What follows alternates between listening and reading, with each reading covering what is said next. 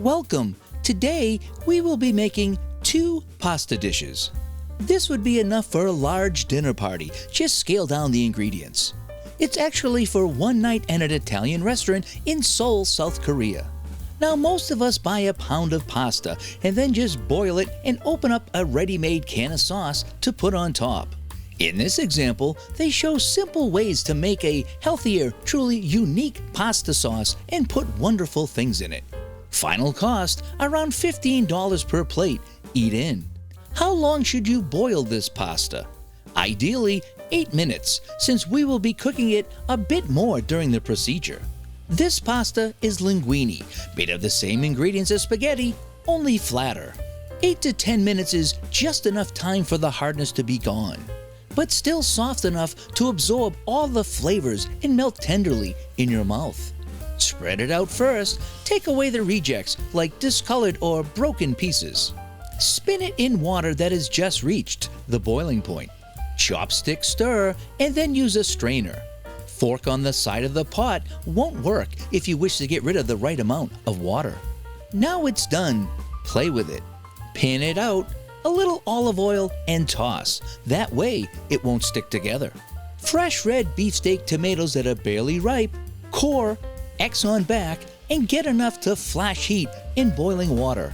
Not too long though, less than a minute. Then immediately ice them. The skin will peel right off. Add an equal amount of canned Roma tomatoes with their sauce too. Now puree that mix. There's some garlic and onions in olive oil sauteing. Just add the sauce to it. Stir. Cheese. It's cheese time. Fresh Parmesan cheese. Get the wax off and each block is ready to be grated. Those long, stringy, fresh, and sassy pieces are as fresh as you'll get.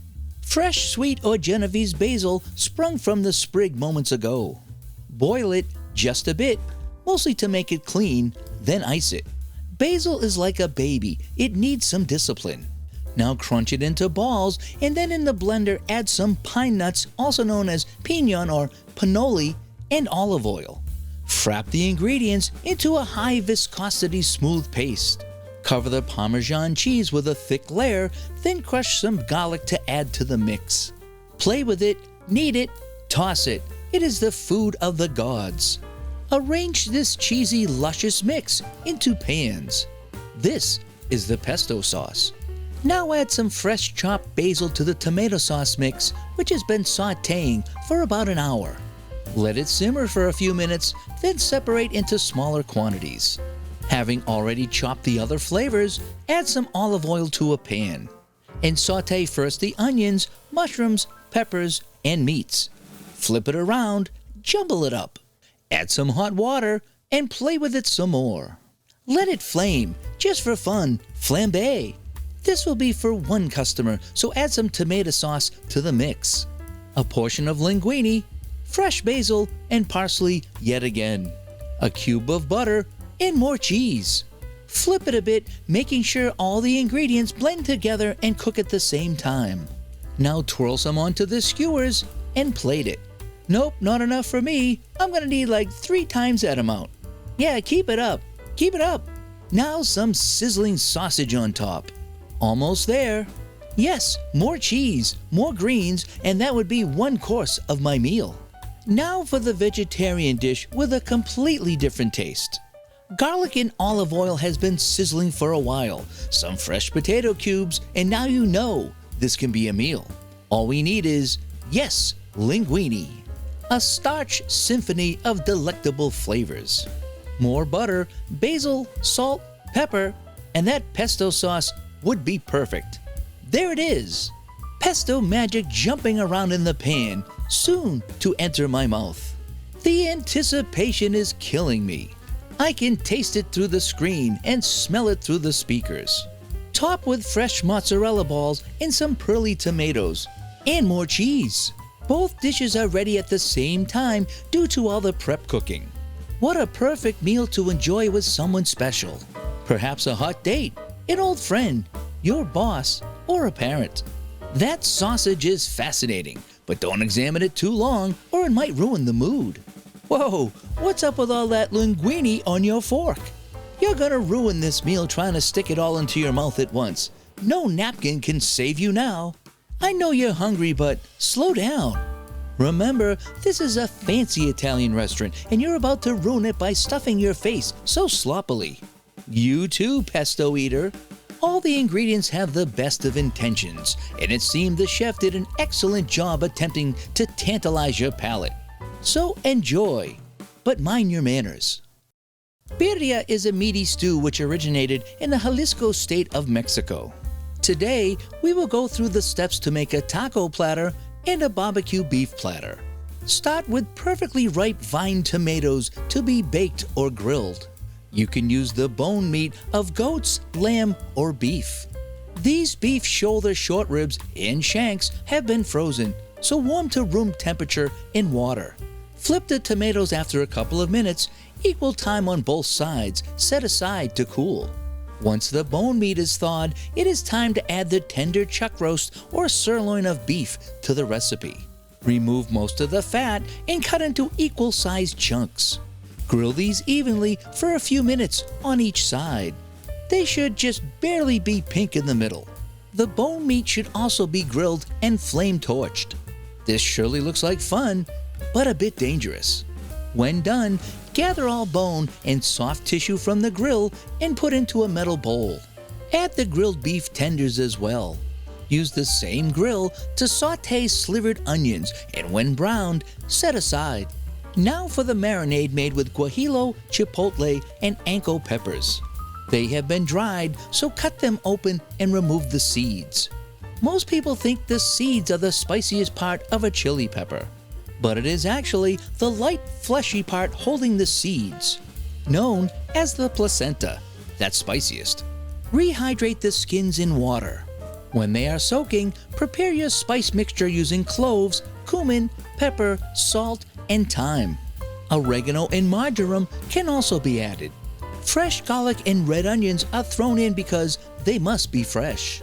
Now pour in the chili juice and skins, quarter the cooked tomatoes, and blend until it has a thick viscosity. The different enzymes in the spice mix will break the bonds, making the chili skins tough, as well as tenderize the meat that will be marinating in the mix. Pour this marinade onto the meat and add water for consistency. Simmer in a large pot under medium heat until the water has begun to boil. Turn heat off and allow to soak until the ingredients are at room temperature. The longer it soaks, the softer it gets. But be careful not to leave so long, as it will begin to spoil. Soaking it overnight will make it too soft. Now the meat has absorbed this cornucopia of flavors, with the enzymes and the spices making the meat soft as butter even more. You now want to remove all the solids with a strainer and place on a metal pan. Get all the flesh off the bones. I hope you have some dog friends to give those bones to. If not, any dog will be your friend now. Hand mix the meats, removing anything that seems too hard. But don't discard the juices that they were marinating in. You can see some of the meat oil on top, and this will be used later. Strain and set aside. Brisket or beef tenderloins that have been marinated and grilled. This is served with the barbecue platter at the restaurant along with the birria meat. When you open them up, they're so tender they almost seem to melt. Now, we will use the spiced up fat grease from our marinade pot to fry up some cheese. This is mozzarella cheese, but any meltable cheese of your choice will do. The fried cheese will actually serve as the shell for your cheesy taco roll. Use this same shortening to fry the corn tortillas. Remember, the grill heat should be low to medium, or all will burn. Evenly spread out the meat oil around the tortilla to fry the corn flour properly.